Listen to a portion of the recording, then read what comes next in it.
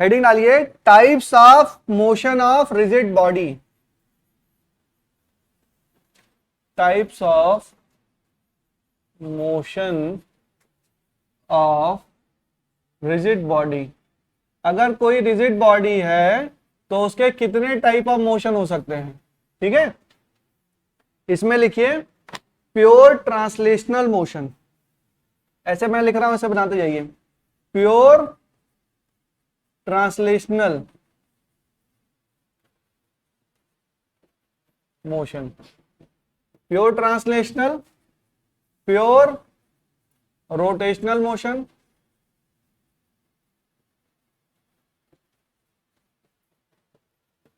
और rotational plus translational, rotational plus translational, मतलब rotation भी हो रहा है और ट्रांसलेशन भी हो रहा है। ट्रांसलेशन का मतलब समझे, चीजें आगे बढ़ रही हैं उसको ट्रांसलेशन, रोटेशन का मतलब अपनी एक्सिस पे रोटेट होना, ठीक है, बिल्कुल समझ में आ गया। अब प्योर ट्रांसलेशन में भी दो तरीके का होता है ये this divided into two type, this divided into two types, one is rectilinear, rectilinear, और सेकेंड इज कर्वीलिनियर, कर्वीलिनियर, मतलब एक कर्व के अराउंड मोशन और एक स्ट्रेट लाइन पे मोशन, ठीक है। तो रेक्टिलिनियर ट्रांसलेशनल मोशन और दूसरा क्या है, कर्वीलिनियर ट्रांसलेशनल मोशन, लिख लो चाहे रेक्टिलिनियर ट्रांसलेशनल मोशन,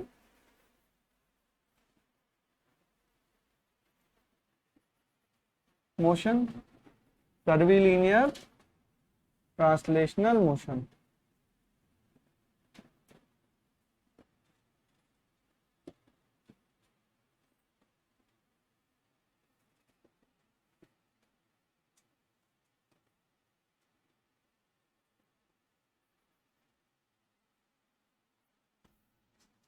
ठीक है, बात समझ में आई। तो पहला है आपका प्योर ट्रांसलेशन, वो दो हैं रेक्टिलिनियर और कर्वीलिनियर, दूसरा है रोटेशनल प्योर रोटेशन, तीसरा क्या है रोटेशनल प्लस ट्रांसलेशन। कुछ नहीं है, नाम है केवल, कुछ नहीं है, सब आता है आपको, अभी बताऊंगा समझ में आ जाएगा। चलिए लिखिए प्योर ट्रांसलेशनल मोशन, केवल नाम ही ऐसा है इसका कि लगता है कि पता नहीं क्या है, प्योर ट्रांसलेशनल। अरे डेली लाइफ में आप लोग यूज कर रहे हैं, आप लोग बाइक से यहां तक आए हैं, जो बच्चे बाइक स्कूटी से आए हैं, साइकिल से आए हैं, वो कौन सा मोशन फॉलो करके आए हैं, मिक्स्ड। पहिया क्या कर रहा है, रोटेट कर रहा है, और आप क्या कर रहे हैं, आगे बढ़ रहे हैं, वो कौन सा एग्जाम्पल हुआ, रोटेशनल प्लस ट्रांसलेशनल। बात खत्म हो गई, है ही नहीं कुछ। देखो प्योर ट्रांसलेशनल का क्या मतलब है, कोई ब्लॉक है और ब्लॉक अगर आगे जा रहा है, सॉलिड है, रिजिड बॉडी है, मान लीजिए रिजिड बॉडी है, और रिजिड बॉडी अगर स्ट्रेट लाइन में आगे जा रही है, इस पे मैं 3 पॉइंट मान लेता हूं ना, तो ये पॉइंट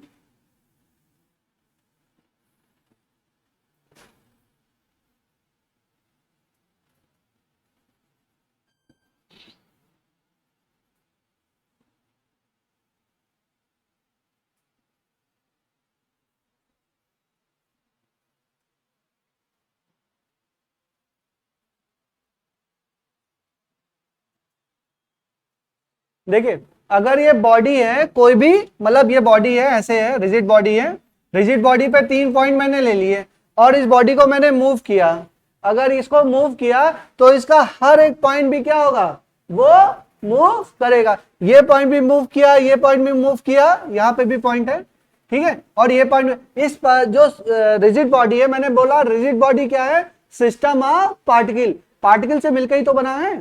तो अगर ये पेन है, इस पेन को ये मैंने यहां पे मूव किया और यहां से मैं यहां पे ले आया और यहां से यहां पे ले आया, तो इसका हर एक पार्टिकल भी क्या हुआ, मूव हुआ, और उसके इन दोनों के बीच में, हर एक पार्टिकल के बीच में डिस्टेंस क्या है, सेम है। देखो हर पार्टिकल के बीच में डिस्टेंस क्या है, मतलब जितना एक पार्टिकल करेगा उतना ही दूसरा पार्टिकल करेगा, क्योंकि ये रिजिड बॉडी है, क्योंकि ये रिजिड बॉडी है। बट अगर ये रिजिड बॉडी नहीं होती तो हम नहीं कह सकते थे भाई ये झुक जाता ना, ये देखो ये है, ठीक है, और उसके बाद यहां पे लाते तो ये क्या होता, ये झुक जाता तो अब इन दोनों पॉइंट के बीच में डिस्टेंस क्या होती, बढ़ जाती, कम हो जाती या ज्यादा हो जाती, फिक्स नहीं रहती, तो उसको हम रिजिड बॉडी नहीं कह सकते हैं। तो रिजिड बॉडी है तो इसको इस मोशन को क्या बोलते हैं, इस मोशन को बोलते हैं pure translation motion but rectilinear motion. क्या बोलते हैं, रेक्टिलिनियर, क्योंकि ये एक लाइन में है, स्ट्रेट लाइन में है, तो इसको बोलेंगे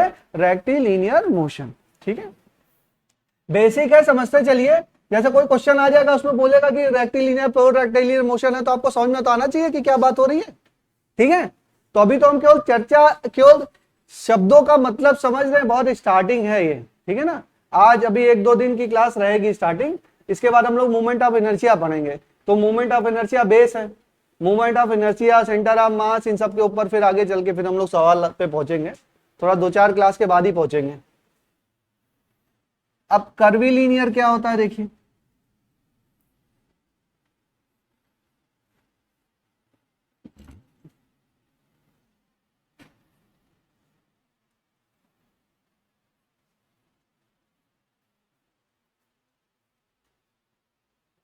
रुको अभी बनाना नहीं।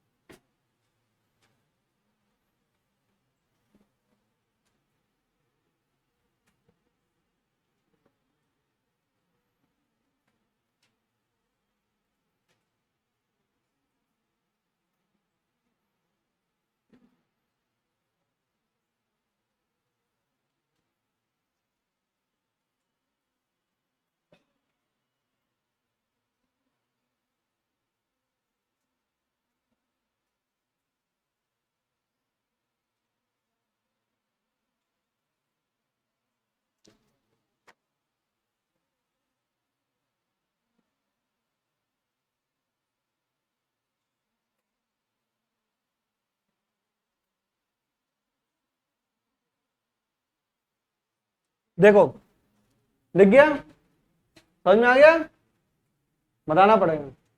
देखो ये ब्लॉक है बेटा, ये ब्लॉक को हम ऐसे लेके गए, फिर ऐसे, फिर ऐसे, एक ही ब्लॉक है, उस पर 3 पॉइंट ले लिए। ठीक है ना, 3 पॉइंट ले लिए, तो ये पॉइंट जो है इसका अपर वाला पॉइंट है, ये जो मोशन कर रहा है किसी कर्व के अराउंड कर रहा है, और वैसा ही इसके सारे ये तीनों कर्व क्या है, लगभग लगभग सिमेट्रिक है। वो तो बनाने में ऐसा बना है, ये 100% क्या होंगे, एक जैसे ही होंगे। ये क्या होंगे, तीनों कर्व कैसे होंगे, एक जैसे ही होंगे। भाई जैसा ये मोशन करेगा वैसा ही हर एक पार्टिकल इसका मोशन करेगा। अब ये मोशन स्ट्रेट लाइन में है क्या, स्ट्रेट लाइन में नहीं है। अच्छा रोटेशन भी नहीं है, रोटेशन नहीं हो रहा है, रोटेशन कहां हो रहा है, अपनी एक्सेस पे घूम रहा है। सर्कुलर मोशन भी, मतलब अब कर्व के वो सर्कुलर मोशन वाला कॉन्सेप्ट मत लगा देना। अभी इसको क्या बोलेंगे, कर्वी लीनियर, एक कर्व के अराउंड क्या कर रहा है, मोशन हो रहा है। ये स्ट्रेट लाइन में नहीं हो रहा है, रोटेशन नहीं हो रहा है, ये कौन सा मोशन है, ये कर्वी लीनियर मोशन है। क्या है, कर्वी लीनियर। और ये किसका पार्ट है, ये ट्रांसलेशन, बॉडी आगे बढ़ रही है ना भाई, यहां पे बॉडी थी, अब कहां पहुंच गई, यहां पे हो गई, तो आगे तो बढ़ गई ना, लेकिन क्या स्ट्रेट लाइन में आगे बढ़ी, नहीं, एक कर्व को फॉलो करते हुए बढ़ी आगे। तो इसको बोलेंगे कर्वी लीनियर ट्रांसलेशनल मोशन। क्या बोलेंगे, कर्वी लीनियर ट्रांसलेशनल मोशन। क्या बात समझ में आई, एकदम ढंग से एक एक चीज समझते चलेंगे। Curvy linear translational motion,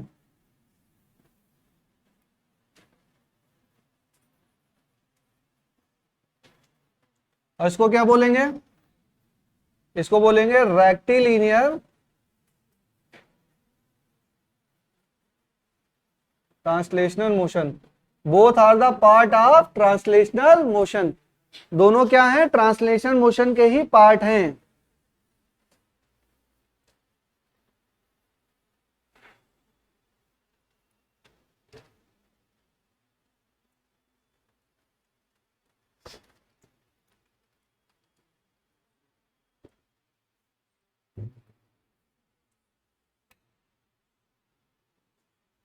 class में बातें मत किया करो, क्लास शुरू होने के पहले मौका देते हैं ना बात करने का।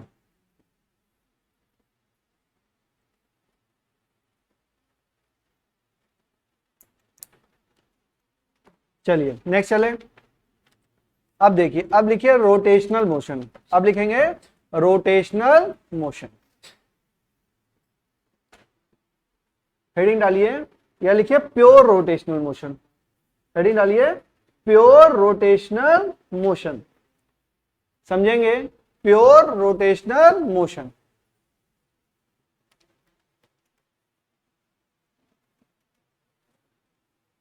प्योर रोटेशनल मोशन को कैसे समझाएं?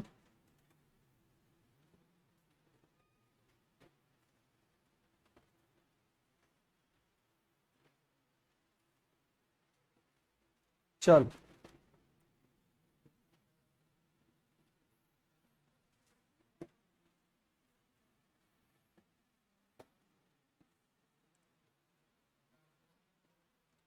चलिए ध्यान दीजिए बात आपको, ये कोई क्या है, मान लीजिए ब्लॉक है, ठीक है ना, ये एक रिजिड बॉडी है, अभी हमने ये क्या बना दिया, ये हॉरिजॉन्टल, अभी वर्टिकल बना रहे थे हम, हॉरिजॉन्टल बना दिया, इसका जो ये एंड है इसको मैंने फिक्स कर दिया, इस एंड को क्या कर दिया मैंने, फिक्स कर दिया, कर सकते हैं, ठीक है। मान लो जैसे एक लकड़ी की फट्टी थी, उस पर क्या मार दिया, कील मार दिया, तो ये एंड क्या हो गया, फिक्स हो गया, इस पर नहीं मारेंगे तो खराब हो जाएगा, दीवार पे कहीं पे मार दिया, ठीक है। अब ये क्या किया, इसको मैं रोटेट कर रहा हूं बेटा, तो ये वाला पार्ट क्या होगा, ये तो फिक्स ही रहेगा, ये बात आपको सबको समझ में आ रही है, और ये क्या होगा, ये आपका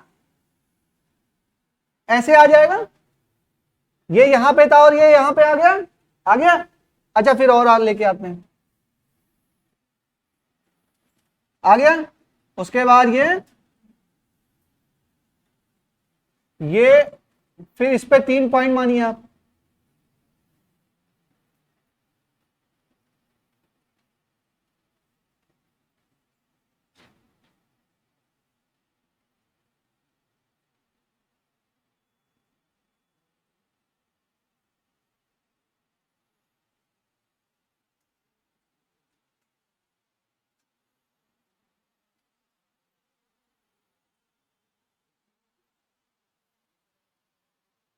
ये कुछ दूर बन गया, यहीं पे मान लो, ये लगभग ये क्या होंगे, सर्किल ही होंगे, ठीक है, मैंने इधर उधर बनाया है, अगर पॉइंट जो होगा वो फिक्स होगा तो इसके हर एक पॉइंट क्या कर रहा है, सर्कुलर मोशन। ये ऐसे ब्लॉक था, ठीक है, ब्लॉक पे मैंने 3 पॉइंट लिए, उसको मैंने विजुलाइज कर पा रहे हो, नहीं कर पा रहे हो सब लोग, ये पेन है, पेन ऐसे है, इस पे 3 पॉइंट लिए, फिर इसको क्या किया, ये देखो यहां पे क्या किया मैंने, इसको फिक्स कर लिया, फिक्स करने के बाद इसको कहां ले गए, ऐसे आ गया, उसके बाद ये ऐसे आ गया, उसके बाद ये क्या हुआ, ऐसे आ गया, तो इस पे मैंने 3 पॉइंट ले लिए, तो 3 पॉइंट क्या कर रहे होंगे, हर एक पॉइंट सर्कल, क्या हर एक पार्टिकल सर्कुलर मोशन कर रहा होगा, बिल्कुल, पूरी बॉडी क्या कर रही है, अगर ये घूम रही है तो इसका हर एक पॉइंट क्या कर रहा है, सर्कुलर मोशन, और ये क्या कर रहा है, ये क्या कर रहा है, इसका पॉइंट फिक्स्ड है, इसका सेंटर ऑफ मास फिक्स्ड है, तो ये क्या सा मोशन है,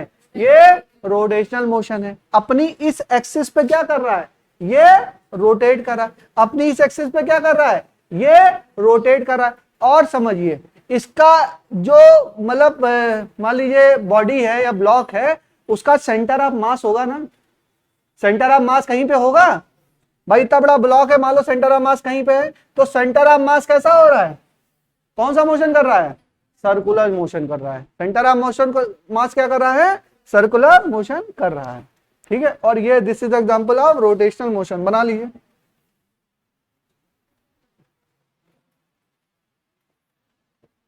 ये फिक्स पॉइंट है, फिक्स पॉइंट है, और इसको बोलेंगे रोटेशनल मोशन,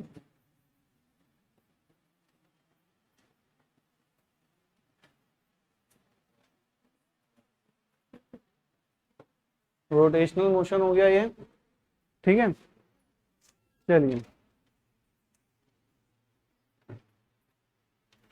फिर लिखिए, हेडिंग डालिए, हो गया, नोट कर लिया, नोट करो, जल्दी नोट करो,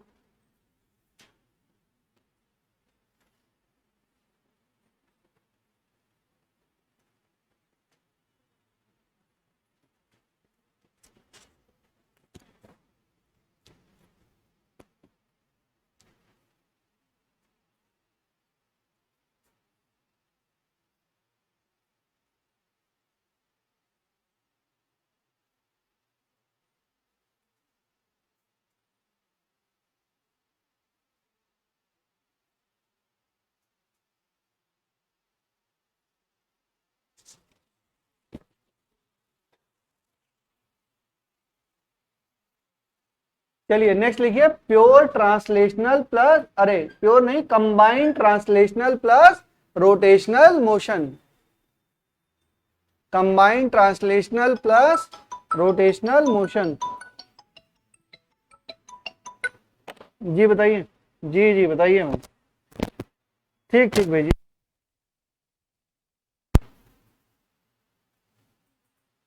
combined translational plus rotational motion, इसमें लिख लो, बस एग्जांपल बना लो। एग्जांपल इसमें यही है कि कार है आपकी,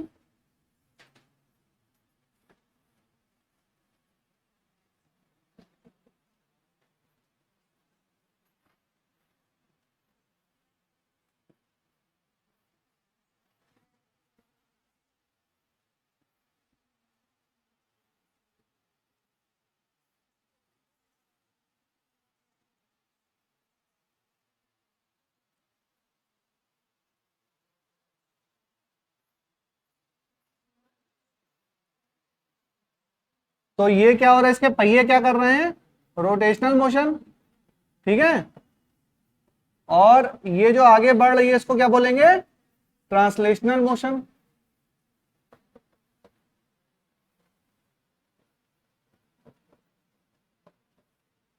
कुछ भी बना लीजिए, कार बना लीजिए, साइकिल बना लीजिए।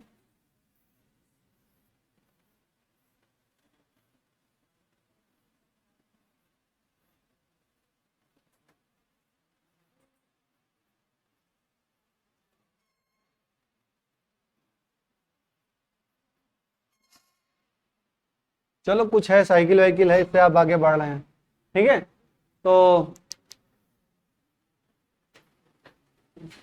साइकिल पे भी जा रहे हैं तो भी ये क्या हो गया आपका, combined rotational plus translational motion है, ठीक है ना। समझ में आ गई, बेसिक आपको समझ में आ गया। अब थोड़ा सा न्यूमेरिकल पॉइंट ऑफ व्यू से करेंगे। लिखिए,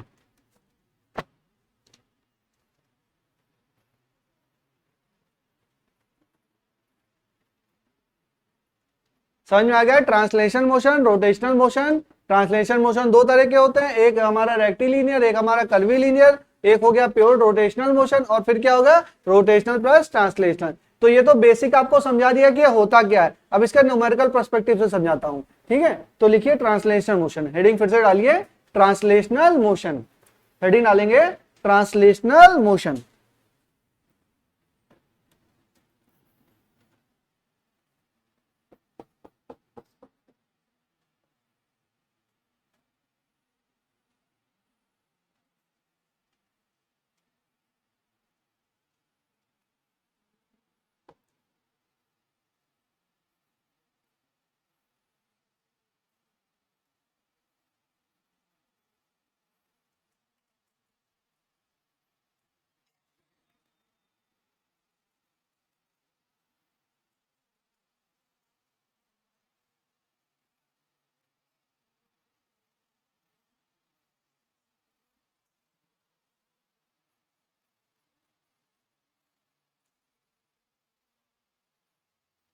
कोई ब्लॉक है जिसका टोटल मास क्या है, कैपिटल एम, और उसमें m1 m2 m3 बहुत सारे क्या है, पार्टिकल से मिलके बना है। तो कोई पार्टिकल है जिसका मास m1 है, वो v1 वेलोसिटी से जा रहा है, और कोई पार्टिकल m2 है जो v2 वेलोसिटी से जा रहा है, ठीक है। और कोई पार्टिकल है जिसका मास mn है, वो मान लीजिए vn वेलोसिटी से जा रहा है। तो इज इट पॉसिबल, ये पॉसिबल नहीं है। अगर ये रिजिड बॉडी है तो हमारा क्या होगा, v1 बराबर v2 बराबर v3 बराबर किसके, vn, और बराबर हम क्या मान लेते हैं, v। और बताओ m1 बराबर m2 बराबर m3, m1 plus m2 plus m3 plus plus so on plus mn बराबर क्या, कैपिटल M। बिल्कुल क्लियर है, क्रिस्टल क्लियर।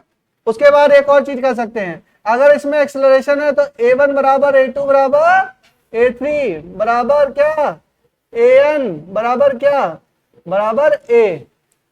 भाई एक्सेलरेशन होगा तो हर एक पार्टिकल का क्या होगा, सेम होगा। वेलोसिटी होगी तो हर एक पार्टिकल की क्या होगी, सेम होगी। कोई पार्टिकल अलग से थोड़ा ना उड़ा जा रहा है, पार्टिकल भाई उसके साथ ही रह रहा है ना। तो उसकी वेलोसिटी क्या होगी, सेम होगी। ठीक है, तो अगर हम इसमें लिखिए, एक लाइन लिखिए, velocity and acceleration of all the particle of the body, velocity and acceleration of all the particle of the body will be same, will be same, velocity and acceleration of the velocity and acceleration of all the particle of the body will be same। समझ में आ गया, कुछ नहीं है इसमें, velocity same होगी और acceleration same होगा। ठीक है, अब देखिए अगर इसमें मान लीजिए एक्सटर्नल फोर्स कोई लग रहा है, एफ एक्सटर्नल लग रहा है, तो एक एक अगर पार्टिकल पे हम सोचें कि अगर m1 पे एक्सेलरेशन क्या होगा भाई, f बराबर ma होता है, तो m1 पे कितना लगा, m1 इंटू ए प्लस m2 इंटू ए। भाई पहले m1 a1 मान लो, m1 a2 मान लो, और m3 a3 मान लीजिए, plus plus so on mn an मान लीजिए कि ये है अगर, तो m1 क्या होगा, m1 a plus m2 a plus plus so on mn a। ठीक है, तो ये क्या हो जाएगा, m1 plus m2 plus plus so on plus mn into a, तो this is equal to m into a। तो f एक्सटर्नल किसके बराबर है, m into a, because a1 बराबर a2 बराबर सो ऑन बराबर an बराबर a। ठीक है, इतना लिख लीजिए, और इसको चाहो तो वेक्टर के फॉर्म में भी लिखो, तो यहां से आप a निकाल सकते हैं, a बराबर क्या हो जाएगा, f external upon capital M।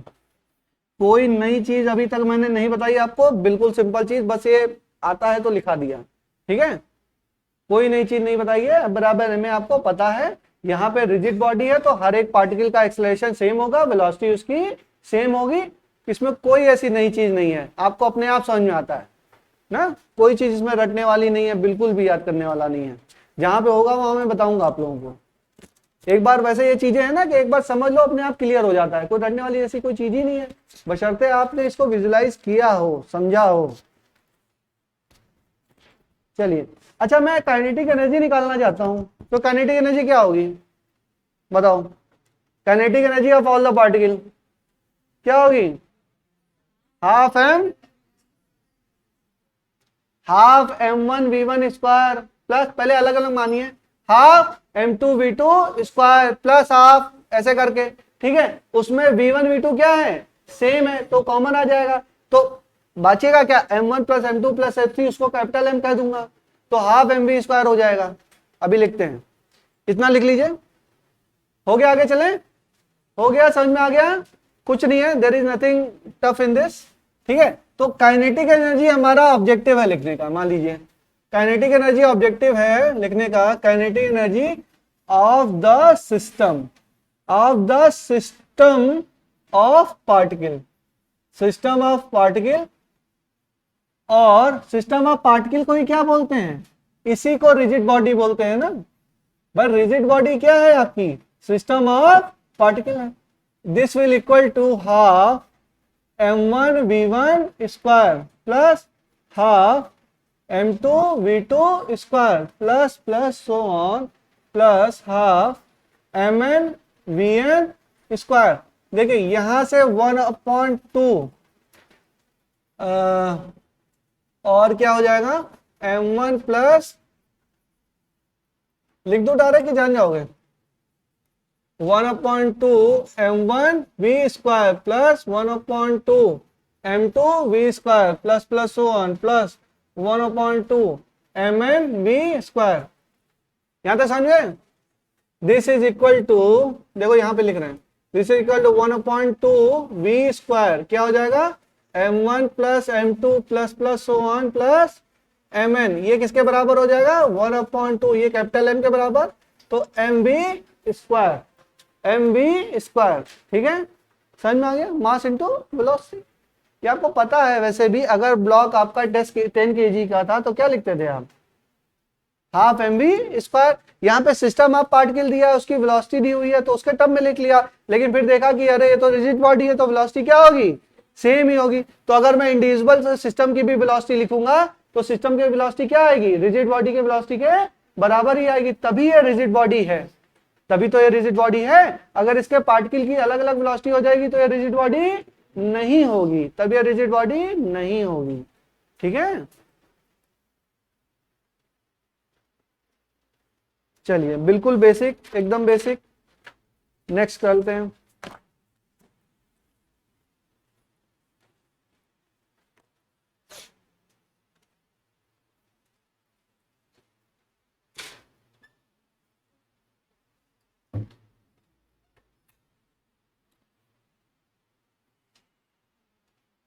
Next heading डालिए रोटेशनल मोशन, हेडिंग डालेंगे रोटेशनल मोशन।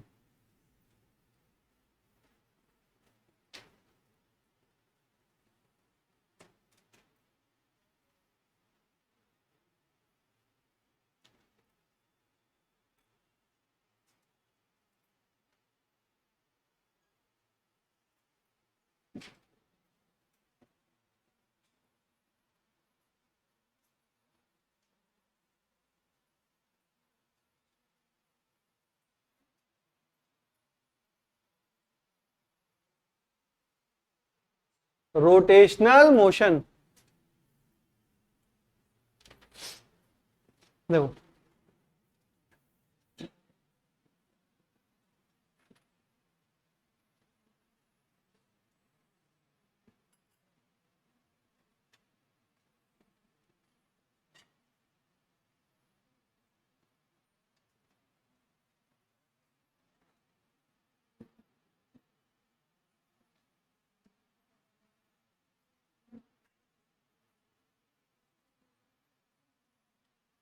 कोई रिजिड बॉडी है उसकी ये एक्सिस ऑफ रोटेशन है, कोई रिजिड बॉडी है उसकी ये एक्सिस ऑफ रोटेशन है, उससे ये घूम रही है। और मान लो कि ये m1 m2 m3 m4 करके बहुत सारे पार्टिकल से मिलकर बनी है, तो जो m1 मास है वो एक्सिस ऑफ रोटेशन से कितनी दूरी है, perpendicular distance, axis of rotation से परपेंडिकुलर डिस्टेंस हमेशा लेनी है। ठीक है, अभी लिखा भी देंगे। अब m2 क्या है परपेंडिकुलर डिस्टेंस, r2, m3 की r3 और mn की rn। ठीक है, इतनी बात आपको समझ में आई। तो यहां पे काइनेटिक एनर्जी क्या होगी, काइनेटिक एनर्जी देखिए, काइनेटिक एनर्जी क्या होगी, half M V square, half M V square. अच्छा, अभी मैंने आपको बॉडी का रोटेशन वो कराया था, रोटेशन वाला कराया था, जैसे इस ब्लॉक को मैंने क्या किया था, रोटेट किया था, तो हर एक पार्टिकल क्या कर रहा था, सर्कुलर सर्कुलर मोशन, पार्टिकल जो था वो सर्कुलर मोशन करेगा। ये बॉडी क्या करेगी, इस पे एक्सेस पे क्या करेगी, रोटेट होगी। और ये देखो ये कैसा कर रहा है, ये सर्कुलर, ये जो पार्टिकल है वो इस पे क्या कर रहा है, सर्कुलर मोशन कर रहा है, नहीं कर रहा है। और सर्कुलर मोशन में बी बराबर क्या होता था, आर ओमेगा होता था कि नहीं होता था।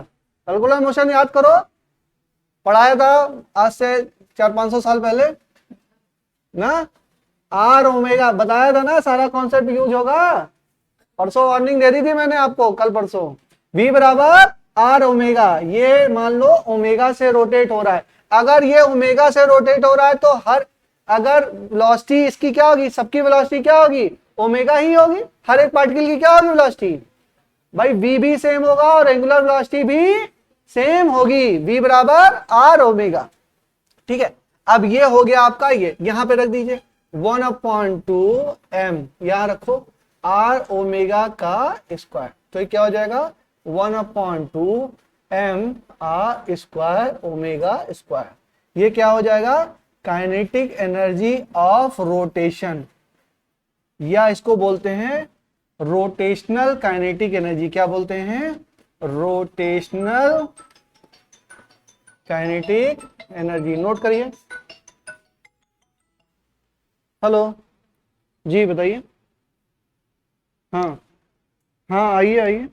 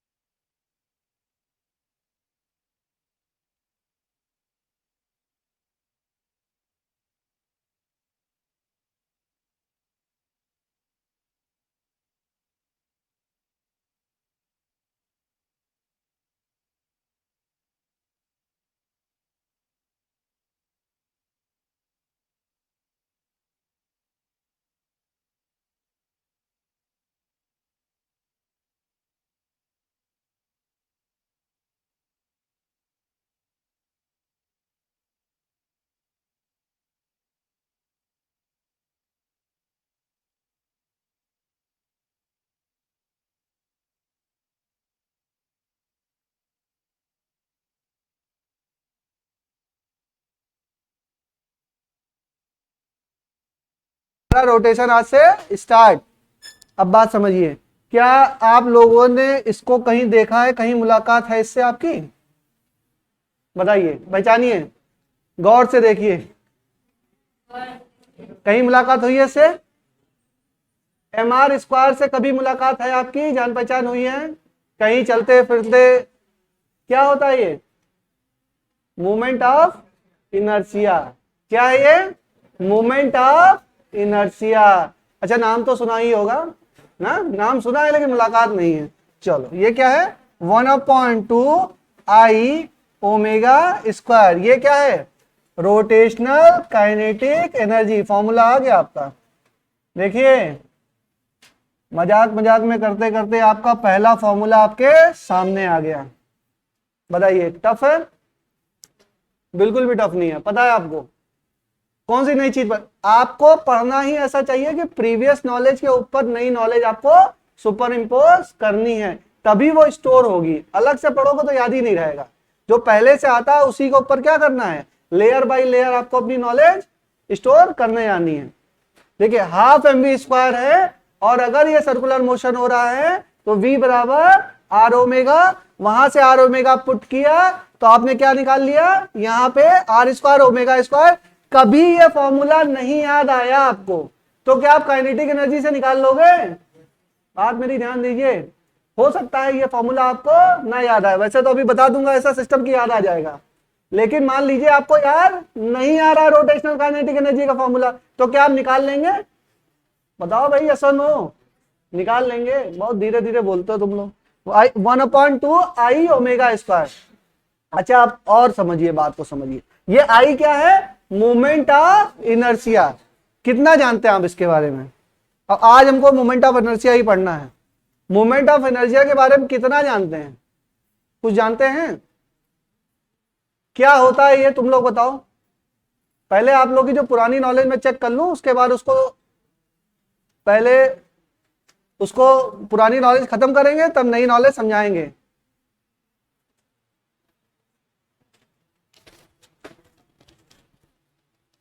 एक कॉन्सेप्ट होता है डी लर्निंग का। आप लोग के बैकग्राउंड में नहीं है, लेकिन हो सकता है आप लोग को पढ़ाया जाए। डी लर्निंग का मतलब जानते हैं? जो पढ़े हैं वो बोलना। It is very important, it is very important. जब इंफोसिस वगैरह की इंजीनियर्स की ट्रेनिंग होती है ना, या टीसीएस वगैरह में कैंपस रिक्रूटमेंट में जब जाते हैं, प्लेसमेंट होने के बाद इंजीनियरिंग के बच्चे, तो उनकी 3 महीने की डी लर्निंग की ट्रेनिंग होती है। डी लर्निंग में ये होता है कि जो तुमने इंजीनियरिंग में पढ़ा है वो भूल जाओ, 4 साल में जो पढ़ा है वो भूल जाओ। अब हम तुम्हें अपने हिसाब से समझाएंगे। तो जो कभी कभी ये होता है ना, हम हमेशा अपनी बेसिक, हमारे बेस तो गड़बड़ ही है, कहीं इधर से पढ़ा, कहीं उधर से पढ़ा, कहीं क्या पढ़ा, कहीं अपने से अनुमान लगा लिया। तो जो मतलब जो एकदम सत्य है उसके बारे में हम नहीं जानते हैं, जो एब्सोल्यूट राइट है। जो एब्सोल्यूट राइट है उसके बारे में नहीं जानते हैं, कुछ इधर उधर की नॉलेज है, तो उसको क्या करते हैं, पहले उस नॉलेज को खत्म करते हैं कि भूल जाओ। अब जो नया सिखा रहे हैं, और जितना आपके काम के लिए, आपकी जॉब के लिए जितना काम का है, फालतू की चीजें तो भाई काम में आती नहीं। जो काम में आ रही केवल उतना ही आपको पढ़ना, उसको डी लर्निंग बोलते हैं। पहले डी लर्निंग, उसके बाद learning, and it is very important. D learning बहुत इंपॉर्टेंट है। जैसे आप लोग मान लीजिए एमबीबीएस कर लिए, ये कर लिए, उसके बाद सब भूल जाइए। अब उसके बाद जो चीज पे आप फोकस कर रहे हैं, मान लीजिए आप हार्ट सर्जन बन गए, तो बस वही याद रहे और बाकी चीजें याद ही ना रहे ना, उसी के बारे में आपको समझ में रहे, उसी में आप फिर स्पेशलिस्ट बन जाएंगे। आप लोगों ने जितनी कुर्सियां तोड़ी हैं आज उसकी भरपाई हो रही है ना। अभी सबसे 100 लूंगा। चलो देखो, अब समझिए मोमेंट ऑफ इनर्शिया के बारे में हम लोग समझते हैं। बिल्कुल ध्यान दीजिए, आप लोग बात दीजिए। इनर्शिया से तो परिचित हैं आप सब लोग। इनर्शिया से बातें नहीं बच्चों, उड़ जाएगा ऊपर से।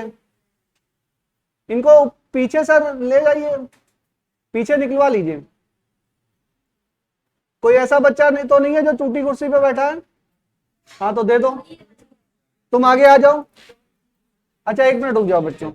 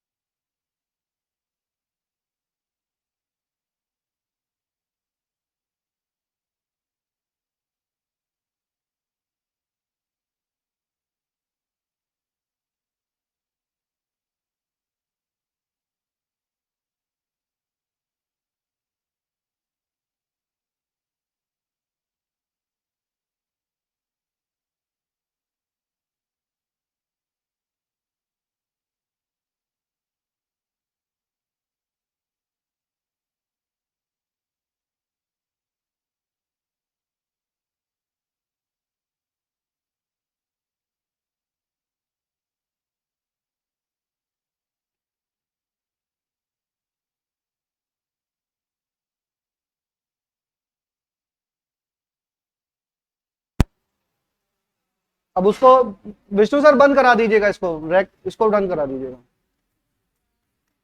चलिए, इनर्शिया से आप सब लोग परिचित हैं। इनर्शिया क्या होता है? अगर बॉडी आपकी रेस्ट पे है तो वो रेस्ट पे रहना चाहती है, और अगर मोशन में है तो वो मोशन में रहना चाहती है।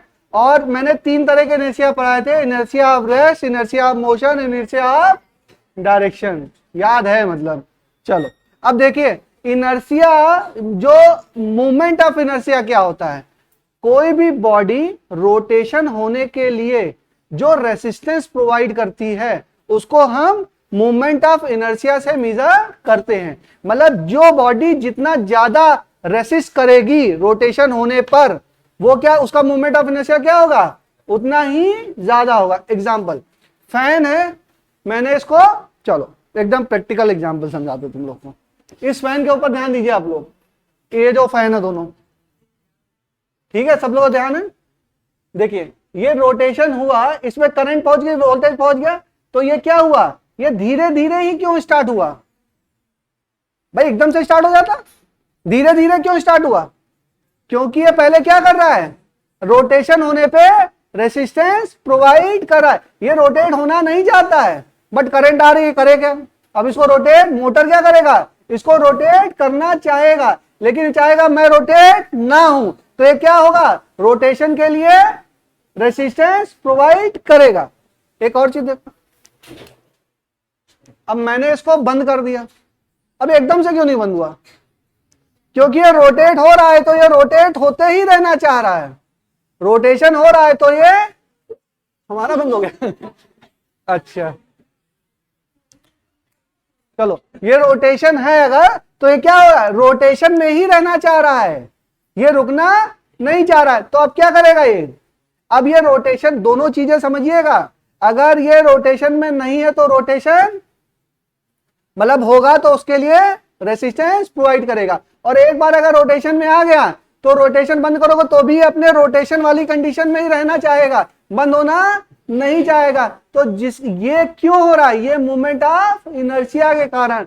मूवमेंट ऑफ इनर्शिया मतलब inertia of rotation, movement of inertia मतलब इनर्शिया ऑफ रोटेशन। रोटेशन होने में इनर्शिया, तो मतलब समझ ही गए, इनर्शिया का मतलब हिंदी में होता है जड़त्व। जड़त्व का मतलब होता है किसी, मतलब जो जड़ से जुड़ा हुआ है, उसके अंदर क्या, जैसे बोलते हैं जड़ बुद्धि हो, मतलब एकदम चेंज नहीं होना चाहते हो, अपना क्या है, अपना मूल कैरेक्टर आप चेंज बिल्कुल भी आप, जड़त्व का मतलब होता है, या इनर्शिया का मतलब होता है resistance to change. Resistance to change, जड़ है एकदम, मतलब क्या है? Resistance to change. तो ये क्या कर रहा है? रोटेशन के लिए चेंज नहीं होना चाहता है, तो उसको क्या बोलेंगे? Movement of inertia. अच्छा एक और बात बताइए, एक 50 किलो की चट्टान बॉल है मान लीजिए, ठीक है, उसको आप रोटेट करना चाहते हैं, और एक 500 किलो की बॉल है, उसको आप रोटेट करना चाहते हैं, तो किसको रोटेट करना ज्यादा टफ है?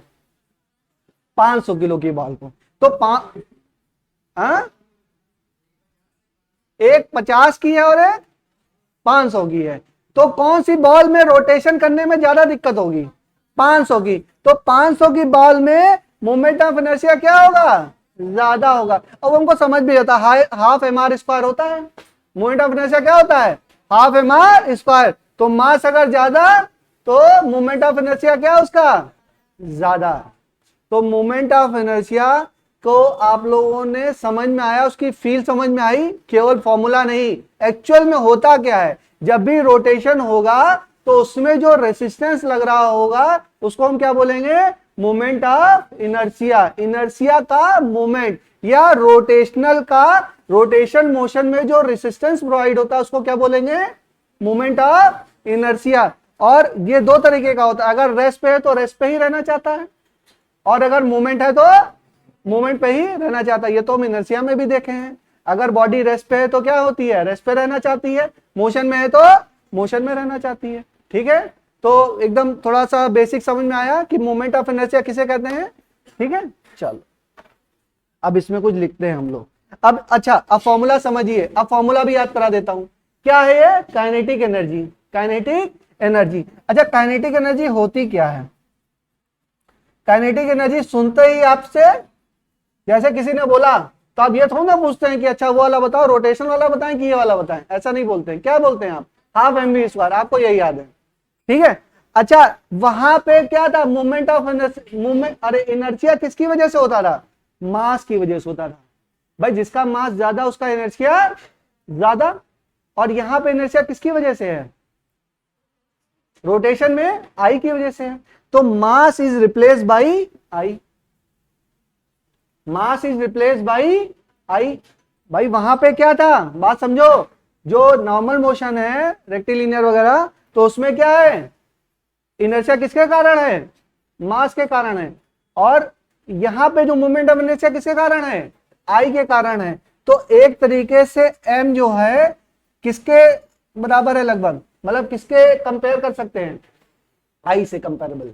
और वहां पे क्या था, वी स्क्वायर, क्योंकि वेलोसिटी थी, यहां पे कौन सी है, एंगुलर वेलोसिटी, तो यहां पे क्या लिखेंगे, यहां पे ओमेगा, तो हाफ एम वी स्क्वायर ही तो है, कुछ अलग है बता दो, ये हाफ एम वी स्क्वायर ही तो है, एम की जगह पर आई आ गया, वी की जगह पर ओमेगा आ गया।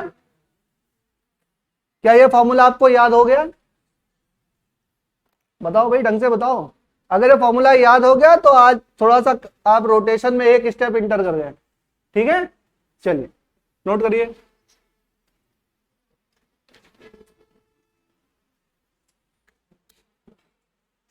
अरे कुछ ऐसा करो कि चाह के भी भूल ना पाओ ना, यहां से नहीं याद रहेगा तो हाफ एम वी स्क्वायर बी बराबर आर ओमेगा करके निकाल लेना, वहां से निकाल लेना, वहां से नहीं याद है तो ये तो याद हो गया ना, एम किसके कंपेरेबल है, आई के, और बी किसके बराबर हो गया, ओमेगा के, ठीक है। बराबर नहीं, उसको एनालॉगस बोल सकते, क्या बोल सकते हैं, एनालॉगस, ठीक है, ये एनोलॉजी है एक तरीके से। अरे विष्णु सर अब वो मत डालिएगा, बहुत ज्यादा वो हो रहा है ना, सब अजीब सा लग रहा है, तो एग्जॉस्ट चला दिए सर, एग्जॉस्ट चला दिए। चलिए नोट हो गया बच्चों, अब और देखिए, अब यहां पर क्या, चलिए इसका रोटेशन मोशन लिखते हैं जरा सा हम लोग ना, ये क्या आ गया, यहां पे आ गया, अच्छा आर लिखिए, आर क्या होता है, आर बराबर लिखिए, आर बराबर perpendicular distance of the particle, R बराबर perpendicular distance of the particle from axis of rotation. Anjali ठीक से बैठो, सोफा लगवाना तुम्हारे लिए, रिक्लाइनर 20,000 सबमिट करो, कल से लगवा देते हैं, सबसे पीछे लगवाएंगे, लेकिन perpendicular distance of particle from axis of rotation. कभी कभी बच्चे एकदम फ्री हो जाते हैं,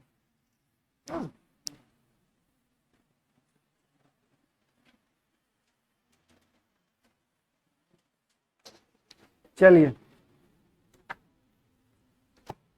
काइनेटिक एनर्जी देखिए, अगर काइनेटिक एनर्जी में पार्टिकल का लिखूं बेटा तो क्या होगा, अभी हमने काइनेटिक एनर्जी निकाला है ना, क्या है, हाफ आई ओमेगा स्क्वायर, और आई क्या होता है बेटा, M R square omega square, तो चलो यहां से लिखते हैं m1 r1 square omega square, omega तो सेम रहे, ठीक है। दूसरा half m2 r2 square omega square plus plus so on plus 1/2 m3 अरे mn rn square omega square. ये काइनेटिक क्या हो गया, रोटेशन, रोटेशन की काइनेटिक एनर्जी, रोटेशन की काइनेटिक एनर्जी। और ये टोटल काइनेटिक एनर्जी किसके बराबर होगी, हाफ m कैपिटल, इसका टोटल का जब निकालेंगे तो m हो जाएगा, और ये r square omega square, half m r square omega square. m क्या है, m बराबर m1 plus m2 plus m3 plus plus so on plus mn। बेटा उसमें कॉमन वगैरह नहीं ले सकते हैं, इसमें समझने वाली बात है। अगर सारे पार्टिकल का क्या मैं करूंगा, पार्टिकल का काइनेटिक एनर्जी निकाल लूंगा तो ये आ जाएगा। बाकी काइनेटिक एनर्जी रोटेशन है, तो अगर मास है, टोटल मास को मैं एक जगह पे मानू, किसी r डिस्टेंस पे मानू, तो उसका क्या हो जाएगा, ये M R square omega square, ठीक है। फाइनल टोटल काइनेटिक एनर्जी ये भी है और टोटल काइनेटिक एनर्जी यहां से भी निकाल सकते हैं। सिंपल चीज है, कुछ नहीं, वही निकाला है, mr² omega square, half mr² omega square. और यहाँ पे क्या है, ये m1 और m2 करके भी निकाल सकते हैं चाहे तो। ठीक है, चलिए इसमें लिखिए I क्या होता है, I लिखिए I बराबर mr²। इतना नोट हो गया, नोट करो, जल्दी नोट करो।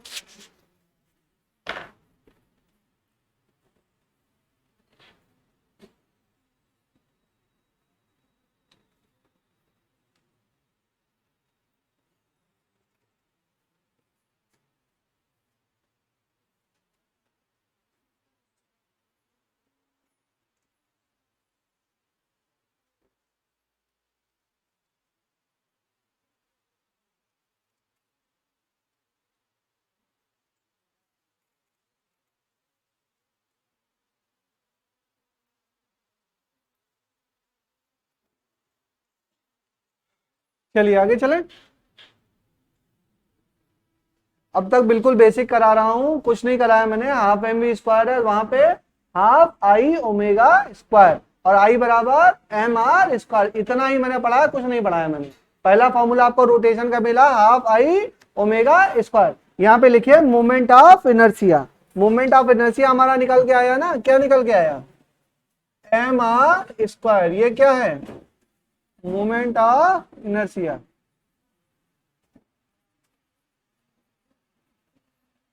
तो आपको समझ में आया कि कोई ऐसी चीज नहीं है मोमेंट ऑफ इनर्शिया। इनर्शिया हमने पढ़ रखा है, बस ये क्या है, रोटेशन होगा तो रोटेशन को जो रेसिस्ट करेगा उसको हम क्या कर देंगे, मोमेंट ऑफ इनर्शिया। बस कोई नई चीज नहीं है। ठीक है, इनर्शिया, इसमें एक लाइन लिख लो, इनर्शिया लिखो, इनर्शिया ऐसे लिखो, इनर्शिया। इनर्शिया जो है, इससे आगे करके लिखो, it provide the resistance to the, या हिंदी में लिख दो, रेसिस्टेंस प्रोवाइड करता है मोशन को, रेसिस्टेंस प्रोवाइड करता है मोशन को।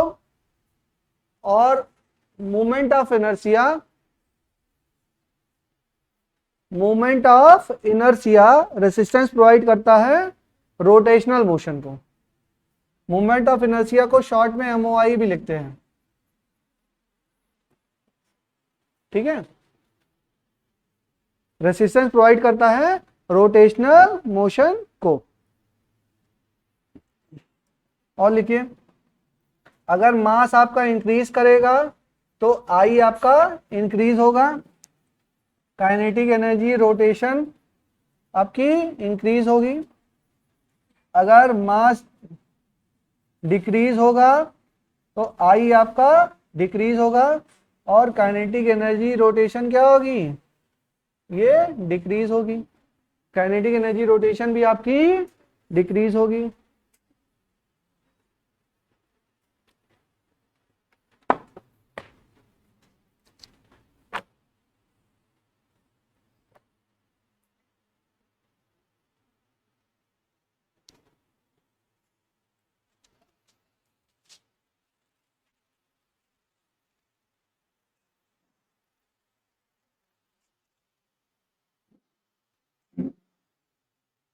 अच्छा, जो अपने अभी आपने जो किया है, जो अभी कराया था मैंने, सवाल कराया था, उसमें लिख देना रोटेशनल मोशन था, वो था कंटिन्यूअस सिस्टम। क्या था, कंटिन्यूअस सिस्टम। मतलब मास पूरा क्या था, कंटिन्यूअस था। पूरा बॉडी क्या थी, एक ब्लॉक दी थी। और मैं पार्टिकल सिस्टम में भी मास मान सकता हूं। ठीक है, अभी कराते हैं उसको भी। ये क्या था, कंटिन्यूअस, पूरी बॉडी क्या थी, कंटिन्यूअस थी। ठीक है, कुछ बात है बताइए। ठीक है, कंटिन्यूअस बॉडी थी। अब एक बात और बताइए, जैसे जो मूवमेंट है किसी भी का, तो रोटेशन जो है, रोटेशन है वो मटेरियल पे भी डिपेंड कर रहा है भाई। जो अगर कोई ब्लॉक है बेटा, अगर वो मान लो एक लकड़ी की बॉल है ना, उसको रोटेट करना ज्यादा इजी है या लोहे की बॉल को रोटेट करना ज्यादा इजी है, लकड़ी की बॉल या लोहे की बॉल। लोहे की बॉल मेरे ख्याल से अच्छा वो हल्की होगी, ठीक है, तो उसको तुम लोग रोटेट कर लोगे। लेकिन फ्रिक्शन मतलब मटेरियल, अच्छा शेप पे भी तो डिपेंड कर रहा है। अगर आड़ा टेढ़ा उसका शेप हो, उसका शेप क्या हो, इररेगुलर हो। रेगुलर शेप की कोई बॉडी नहीं है। अब मैं बोलूं इसको रोटेट करना है, तो इसको रोटेट करना आसान है क्या? इसको रोटेट करना आसान नहीं है। अच्छा, रोटेशन क्या पॉसिबल ही नहीं है? रोटेशन पॉसिबल तो है, किसी भी एक्सिस के अराउंड रोटेट कर सकते हैं। देखो जैसे ये है, ब्लॉक है, ठीक है, मतलब मोबाइल है, मोबाइल को मैं ऐसे रोटेट कर सकता हूं कि नहीं रोटेट कर सकता हूं? इसके मिडिल से, देखो मोबाइल भी छोड़ो, ये दिख रहा है सबको, ठीक है। अगर यहां से, अब एक्सिस समझ लीजिए, एक्सिस का क्या मतलब, अगर ये रोटेशन जो है वो इस एक्सिस को मैं मानूं, इस एक्सिस को रोटेशन मानूं, तो ये क्या, ये अब ये एक्सिस क्या होगी? फिक्स होगी। और ये ऐसे मैं क्या करूंगा? इसको मैं रोटेट करूंगा, रोटेशन पॉसिबल है, ठीक है। और मैंने कहा एक्सिस चेंज हो गई, अब एक्सिस क्या यहां से पास कर रही है, एक्सिस क्या इसके मिडिल से पास कर रही है, इस जगह से पास कर रही है। अब ये क्या होगा? ये हमारा फिक्स होगा। और रोटेशन कैसा होगा? ऐसा होगा रोटेशन, समझ में आया? ठीक है। अब मैं कहूं नहीं, एक्सिस जो है वो यहां पे है, ये जो लाइन है ये एक्सिस है, तो अब रोटेशन कैसा होगा? अब रोटेशन ऐसा होगा। तो क्या रोटेशन एक्सिस पे डिपेंडेंट है? अब मैं कह रहा हूं नहीं, एक ये है, ये लाइन है, ये एक्सिस है, लो अब रोटेशन कैसा है? भाई समझ में आ रहा है कि मैं किताब ही घुमा रहा हूं? आ रहा है नहीं आ रहा है? अब कैसा, अब कौन सा ये कौन सी लाइन है बेटा? ये वाली लाइन है।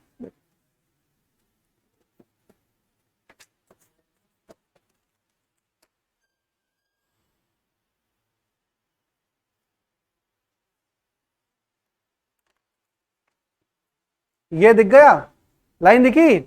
अब ये लाइन क्या है?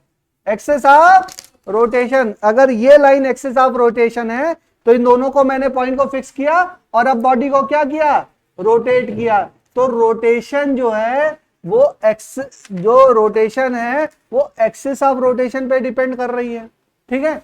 दूसरी बात, मटेरियल पे उसके डिपेंड कर रही है, भाई लकड़ी का है, लोहे का है, या किस चीज का है, या फॉर्म का है, उसके ऊपर डिपेंड कर रही है। दूसरी बात, शेप एंड साइज पर भी डिपेंड कर रहा है। कोई अच्छा बढ़िया रेगुलर शेप है तो उसको तो ऐसे ऐसे लट्टू है, उसको नचा दोगे वो बढ़िया से घूम जाएगा, रोटेशन हो जाएगा। लेकिन कोई इरेगुलर शेप है, कोई बॉक्स है, मान लीजिए कोई चौकोर सा बॉक्स है, क्या वो रोटेट नहीं हो सकता है?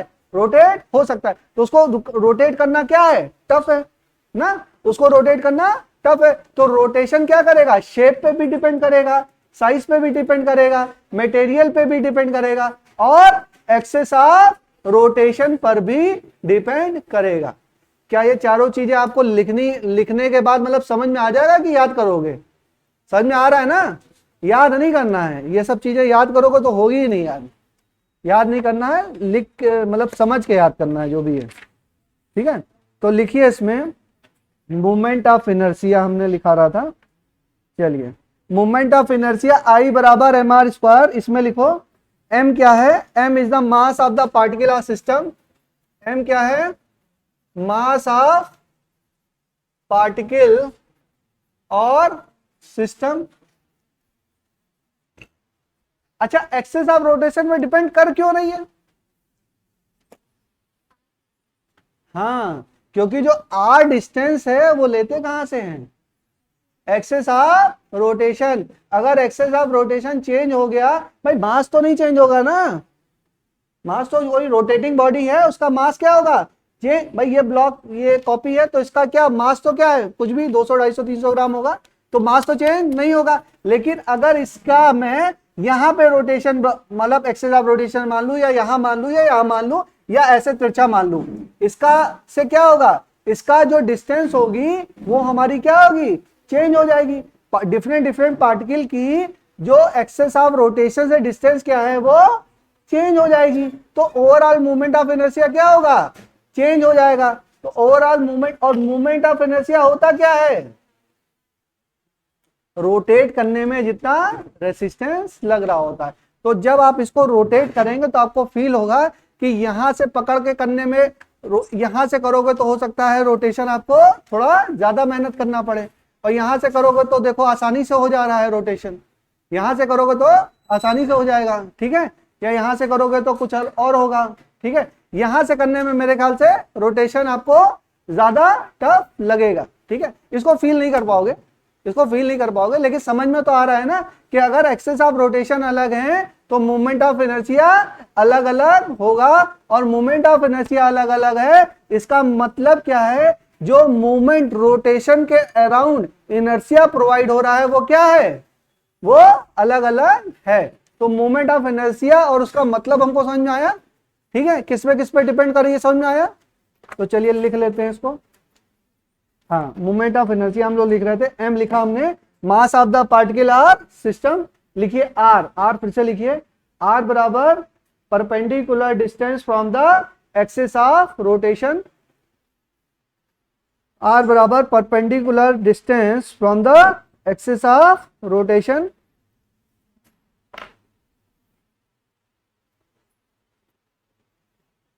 नेक्स्ट लाइन से लिखिए नोट, लिखिए नोट। अब जहां पे मोमेंट ऑफ इनर्शिया लिखिए वहां पे शॉर्ट पे लिखिए, ऐसे लिखिए एमओआई, एमओआई मतलब मोमेंट ऑफ इनर्शिया, ठीक है। लिखो moment of inertia want that us rotating body, moment of inertia want that a rotating body should remain in rotation, should remain in rotation, and a body at rest, and a body at rest will always be at rest। लिख लिया, moment of inertia want that a rotational body should remain in rotation and a body at rest will always be at rest, will always be at rest।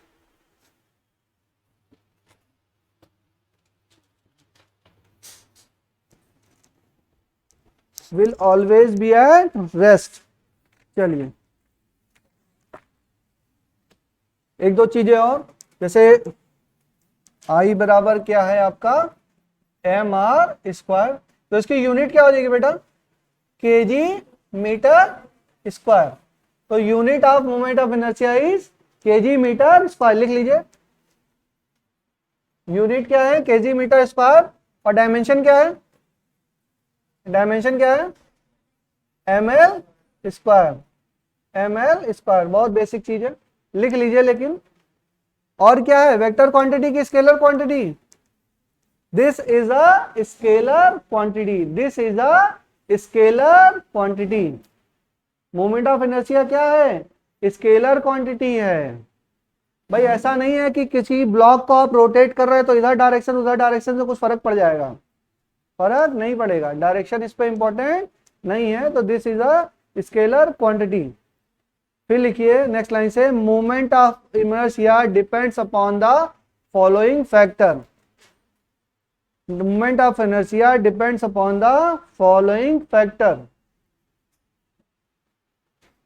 First लिखिए mass, moment of inertia depends upon the following factor. First लिखिए mass, second लिखिए shape and size of the object, shape and size of the object. Next लिखिए density of the object, density of the object. अच्छा, मास बराबर volume upon, volume upon density, mass बराबर volume into क्या होता है, density into volume. हाँ, तो density पे भी डिपेंड कर रहा है, डेंसिटी मास पे डिपेंड कर रहा है, मतलब डेंसिटी पे भी डिपेंड कर रहा है। तो लिखो इसमें depend upon density of the object, density of the object. Next line लिखिए material of the object, fourth point material of the object. Fifth point axis of rotation, this is very important, axis of rotation, axis of rotation पे भी depend करेगा। अच्छा, इन सब बातों को मिलाकर एक बात बनती है, जो 4-5 पॉइंट मैंने लिखाए हैं, तो इन सब बातों को मिला के केवल एक लाइन बनती है, उसको लिख लो। In totality, in totality, in totality मतलब टोटल में किस पे डिपेंड कर रहा है, एक लाइन में लिखा देते हैं। In totality moment of inertia, moment of inertia depends on depends on distribution of mass, distribution of mass relative to axis of rotation, relative to, बैठ जाइए sir, axis of rotation. In totality, moment of inertia depends upon distribution of mass relative to axis of rotation. क्या सारे point cover हो गए भाई? Distribution of mass का क्या मतलब है? मास पे डिपेंड कर गया, मास पे डिपेंड है तो डेंसिटी पे डिपेंड कर गया. डिस्ट्रीब्यूशन कैसा हुआ, इसका मतलब शेप एंड साइज पे डिपेंड कर गया. और डिस्ट्रीब्यूशन ऑफ मास है मतलब वो मटेरियल पे भी डिपेंड कर ही रहा है. ठीक है, तो सारा पॉइंट हमारा आ गया. अब चलो इसमें लिखो ए, मोमेंट ऑफ इनर्शिया हम लोग निकाल रहे हैं, इसमें लिखो A point, moment of inertia A. इसमें लिखो, लिखो एक लाइन लिखो, moment of inertia of system of N particle, moment of inertia of system of N particle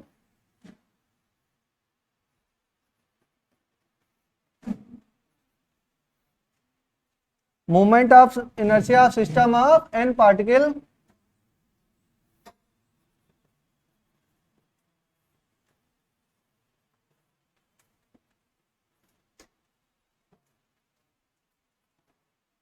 moment of inertia of system of n particle.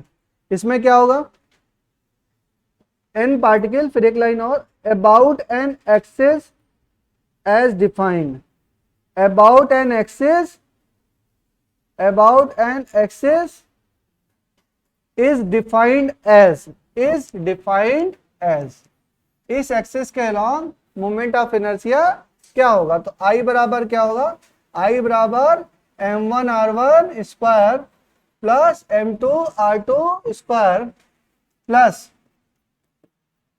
mn square. इसको मैं लिख सकता हूं sigma mi RI square, I बराबर 1 to n, I बराबर 1 to n.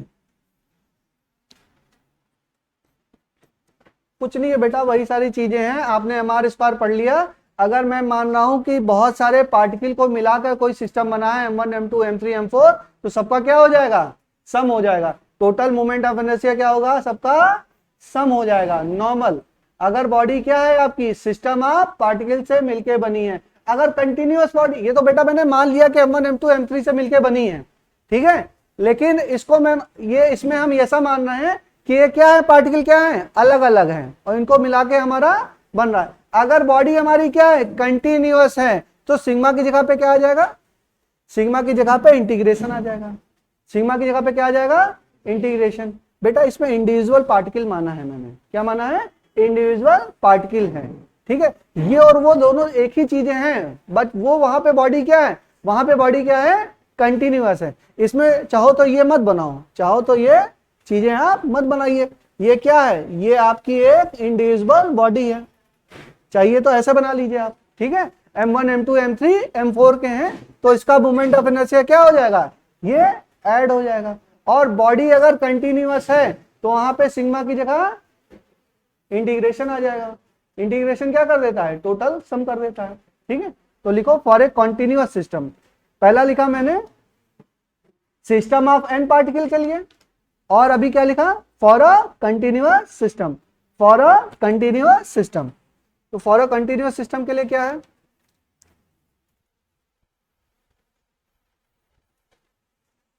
मान लीजिए कोई सिस्टम है और इसकी यहां से डिस्टेंस r और ये मास है dm, ये मास है dm.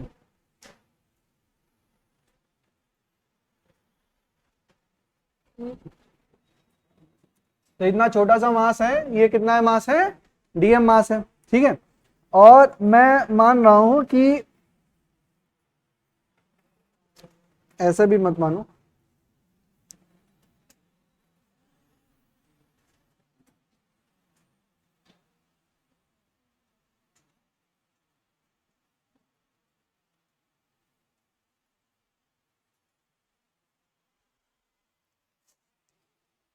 ठीक है.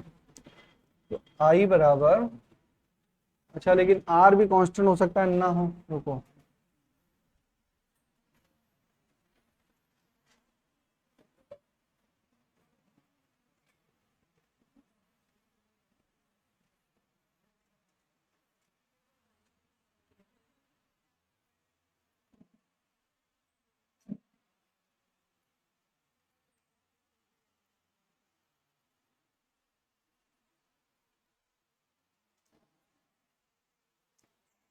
देखो, आई बराबर यहां पे होगा, आई बराबर होगा डीएम आर स्क्वायर का इंटीग्रेशन, एंड इफ आर बराबर कांस्टेंट, आर अगर कांस्टेंट है देन आई बराबर क्या हो जाएगा, आई बराबर आर स्क्वायर। अगर ये कांस्टेंट हो तो इंटीग्रेशन से क्या होगा, बाहर आ जाएगा, बाहर आ जाएगा, और ये क्या हो जाएगा डीएम, और मास डीएम को अगर मैं अगर इंटीग्रेट कर दूं तो टोटल मास आ जाएगा एम आर स्क्वायर। अच्छा, आर कांस्टेंट का क्या मतलब है, ये जो बॉडी है ये क्या होगी, एक सर्कुलर बॉडी होगी, कभी इरेगुलर बॉडी नहीं होगी, कैसी होगी, एक सर्कुलर बॉडी होगी, ठीक है।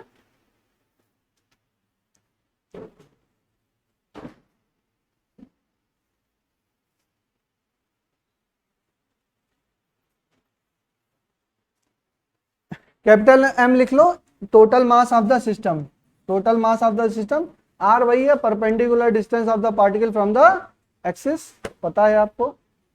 चलिए एक सवाल करते हैं, थोड़ा कॉन्फिडेंस आया हम लोगों को, एक सवाल कर ही लेते हैं।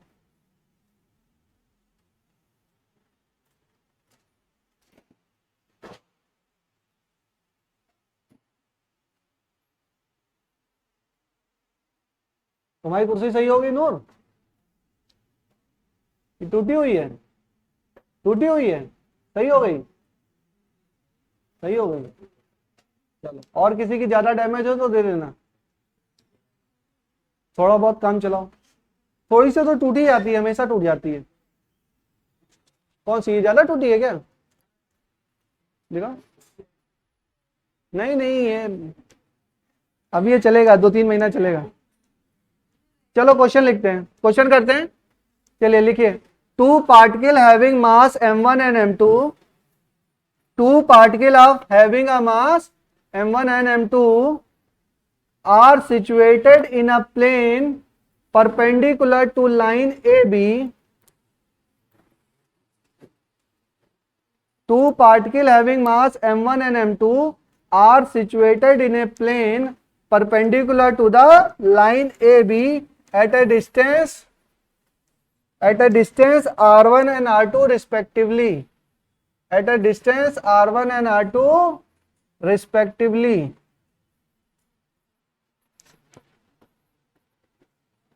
As shown,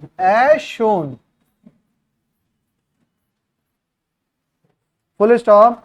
फर्स्ट लिखिए, find the moment of inertia, two particle having mass m1 and m2 are situated in a plane perpendicular to line AB at a distance r1 and r2 respectively as shown. हो गया, नहीं हुआ, हो गया। First लिखो, find the moment of inertia of the system about the axis AB. Find the moment of inertia of the system about the axis AB. Next, second, find the moment of inertia of the system about the axis passing through M1 and perpendicular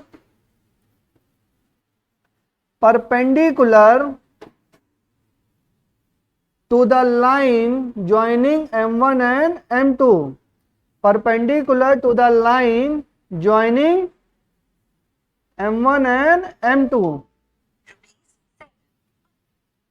M1 and M2. Repeat करें, find the moment of inertia about the axis passing through M1 and perpendicular to the line joining M1 and M2. हो गया, ठीक है। चलिए पहले ये दोनों कर लेते हैं, बताओ पहला क्वेश्चन क्या है, I A B movement of inertia around the axis. बात समझिए, एक्सेस का मतलब क्या है, बात समझिए, एक्सेस का क्या सिग्निफिकेंस है। हमारे पास क्या है यहाँ पे दो पार्टिकल, और आई बराबर क्या होता है एम आर स्क्वायर, हमको पता है, छोटा सा फॉर्मूला है हमको पता है। और आर क्या होता है, perpendicular distance of the particle from the axis of rotation. तो यहाँ पे क्या है m1, इसकी परपेंडिकुलर डिस्टेंस कितनी दे रखी है भाई, एक्सेस ऑफ रोटेशन ये है, इसके अराउंड क्या कर रहा है, ये रोटेट कर रहा है, ठीक है। अब इसकी डिस्टेंस कितनी है बेटा r1, तो आई ए बी बराबर, इसको मान लेता हूं I1 और इसको मान लेता हूं I2, ठीक है। इसका क्या होगा m1 r1 स्क्वायर प्लस, बताओ ये वाला पार्टिकल, इसकी डिस्टेंस कितनी है, perpendicular distance from the axis of rotation कितनी है r2, तो क्या हो गया बेटा m2 r2 स्क्वायर, हो गया सवाल खत्म, ठीक है। ये क्या हो गया, movement of inertia of the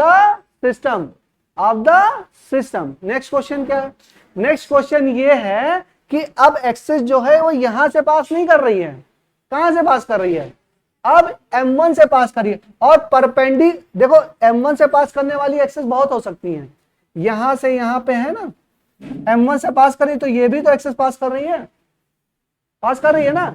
question में एक लाइन और लिखी है, and is perpendicular to the line joining M1 and M2, तो इसका मतलब एक्सिस क्या होगी, ऐसी होगी।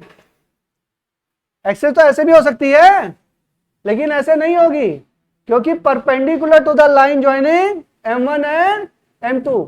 क्वेश्चन समझ में आया, ठीक है। तो सेकंड वाला क्या है, ये हो गया M1 और दूसरा क्या हो गया M2। अब एक्सेस आपको बनानी पड़ेगी, ये मान लो कोई एक्सेस है CD, यहां क्या कर रही है, ये रोटेट कर रही है। अब यहां पे आई सिस्टम लिखोगे, आई सिस्टम, तो क्या हो जाएगा बेटा M1 की दूरी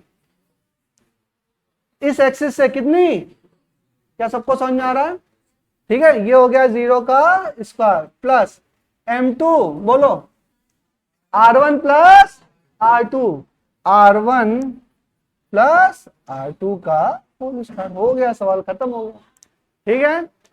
एकदम बेसिक सवाल, बहुत छोटा सा सवाल।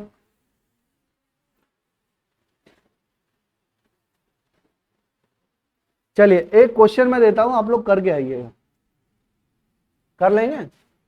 देखो मूवमेंट फाइंड, इसी क्वेश्चन का तीसरा part, find the movement of inertia of the system, movement of inertia of the system about the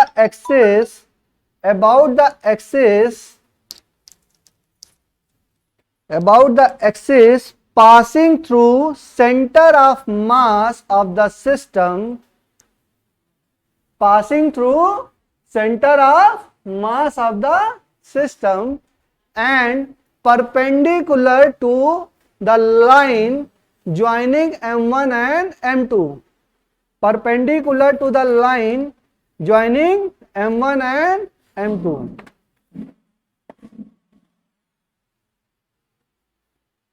क्या मेरी बातें आपको याद आ रही है, मैंने बोला था सेंटर ऑफ मास आपको आना चाहिए। ये कौन सा सिस्टम है, 2 पार्टिकल सिस्टम। क्या इसका सेंटर ऑफ मास आप निकाल सकते हो, क्या सेंटर ऑफ मास पे आप एक्सेस निकाल सकते हो, फिर उसके बीच की डिस्टेंस भी निकाल सकते हो, और डिस्टेंस निकाल लोगे तो आप क्या निकाल लोगे, आप मोमेंट ऑफ इनर्शिया निकाल लेंगे। और एक बार मोमेंट ऑफ इनर्शिया निकालना आ गया, देखो वहां पे मास दिया होता था ना सब जगह, जो भी हम लोग काइनेमेटिक्स वगैरह पढ़े, आप प्रोसेस समझिए हम कैसे चल रहे हैं।